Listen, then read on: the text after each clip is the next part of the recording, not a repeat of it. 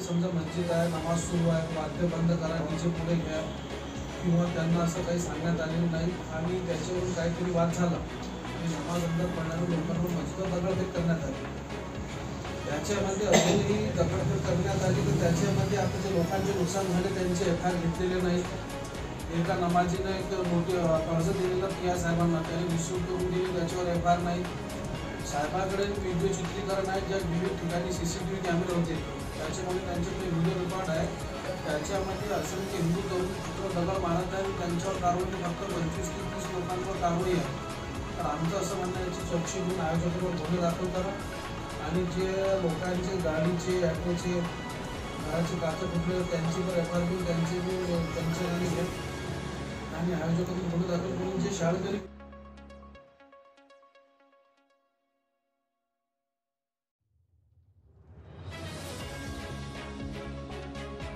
मजलिस इत्तेहादुल मुस्लिमीन बुल्ढाना ज़िला की ओर से आज माननीय जिला पुलिस अधीक्षक साहब को एक निवेदन दिया गया कि 28 मार्च 2024 को छत्रपति शिवाजी महाराज की जयंती तिथि के हिसाब से नांदोरा शहर के अंदर आयोजित की गई थी।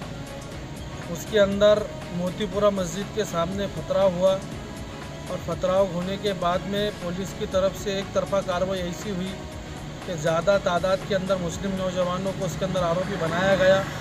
आयोजकों के ऊपर गुन्हे दाखिल नहीं हुए और एक ही त्यौहार को दो आजी और माजी आमदारों को परवानगी दी गई, ऐसी मालूमात मिली है। उसी के साथ साथ में वहाँ पर जो लोगों का नुकसान हुआ है, जिनकी गाड़ी टूटी, जिनके ऑटो का नुकसान हुआ, जिनके छोटे हाथी का नुकसान हुआ, जिनके घरों का नुकसान हुआ, जो नमाजियों ने पुलिस स्टेशन में जाकर FIR देना चाहिए लेकिन FIR नहीं हुई और उसके ऊपर जिनका नुकसान हो उनकी कार्रवाई नहीं हुई।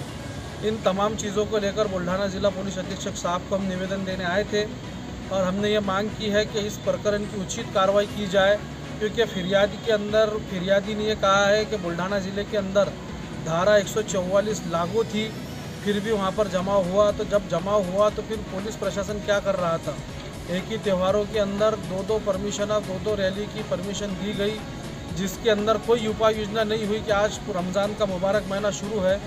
पूरे देश के अंदर तरावी की एक विशेष नमाज जो मगरिब ईशा की नमाज के बाद में रहती है, वहाँ पर पुलिस प्रशासन की तरफ से मिरवणूक के आयोजकों को ये बताया नहीं गया कि अंदर मस्जिद की नमाज शुरू है, यहाँ से बाजे बंद करके डीजे बंद करके आगे जाए।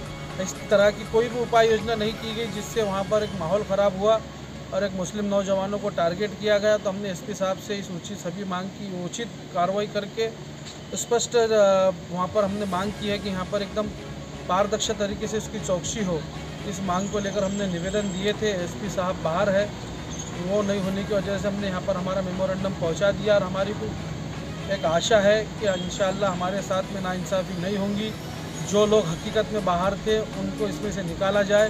स्कूल पढ़ने वाले बच्चों को, कॉलेज पढ़ने वाले बच्चों पर जो हुई है उनके हमने साहब को कहा तो साहब ने कहा कि आप उसके एविडेंस दो कि अगर कोई बाहर था तो उसने बाहर है तो उसका एविडेंस देना, जो उस घटना के टाइम में वहाँ नहीं थी तो उस सारी चीज़ों के पुरावे देना। इंशाल्लाह उनके नाम वहाँ से निकलेंगे।